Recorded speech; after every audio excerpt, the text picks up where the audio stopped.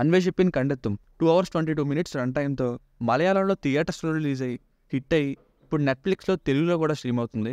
ఇక సినిమా చూసాక నాకైతే ఎన్ని రోజులకండి ఒక కంప్లీట్ ఎంటర్టైనింగ్ అండ్ సాటిస్ఫైయింగ్ థ్రిల్లర్ని చూసానని ఆనందం వచ్చింది. సెకండ్ హాఫ్లో స్లైట్గా తప్ప మ్యాక్సిమం ఎక్కడా బోర్ కొట్టలేదు. మలయాళం రైటింగ్స్ని మరొకసారి ప్రూవ్ చేసే థ్రిల్లర్ ఇది. మన వర్త్ వాచింగ్ మూవీస్ ప్లేలిస్ట్లోకి ఇది కూడా యాడ్ చేశా. చాలా కాన్ఫిడెంట్గా చెప్పగలను, మీ అందరికి కూడా మినిమం సాటిస్ఫాక్షన్ ఇస్తుంది. కొంచెం సెకండ్ హాఫ్లో టైం తీసుకున్నారు, బట్ క్లైమాక్స్కి అది కూడా సెట్. మిస్ అవ్వద్దు.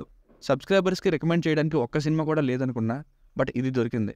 సంతోష్ నారాయణ్ గారు మ్యూజిక్ ఇచ్చారు. ఫ్యామిలీతో చూడొచ్చా అంటే ఎస్ చూడొచ్చు, అడల్ట్ కంటెంట్ ఏం లేదు. బేసిక్ స్టోరీ లైన్ ఏంటంటే పోలీస్ అయిన హీరో టొవినో థామస్ గారికి ఎర్లీ 90s ఫస్ట్ హాఫ్లో ఒక కేసు, సెకండ్ హాఫ్లో ఒక కేసు తగులుతాయి. ఆ రెండింటిని ఎలా సాల్వ్ చేశారు, వాటి మిస్టరీస్ ఏంటి, అసలు ఏం జరిగింది అన్నదే సినిమా.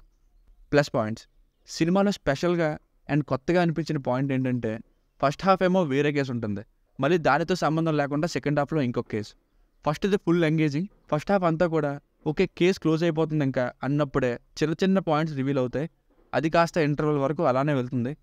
సెకండ్ హాఫ్లో ఎవరో 6 years నుండి కనిపెట్టలేని మళ్ళీ ఇంకో అమ్మాయి డెత్ కేసుని దీన్ని కనిపెట్టే రిఫ్రెషింగ్ వే ఆఫ్ ఇన్వెస్టిగేషన్తో క్లైమాక్స్ మిస్టరీ రివీలింగ్ సీన్ చూసి ఎండ్ అయ్యేసరికి మంచి థ్రిల్లింగ్ మూవీ చూసామనే సాటిస్ఫాక్షన్.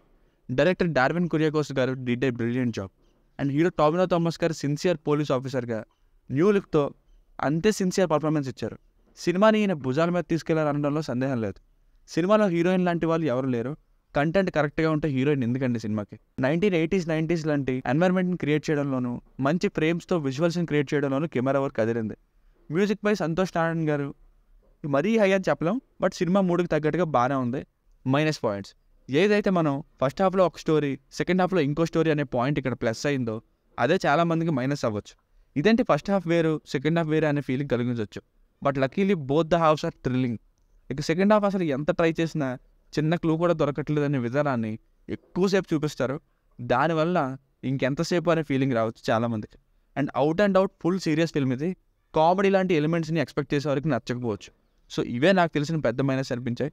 సో ఫైనల్గా మూవీకి వర్డిక్ట్ ఏంటంటే సెకండ్ హాఫ్ కొంచెం మనం ఫస్ట్ హాఫ్ చూసి అదే రేంజ్లో ఎక్స్పెక్ట్ చేస్తాం కాబట్టి స్లైట్గా డౌన్ ఫీల్ వస్తుంది.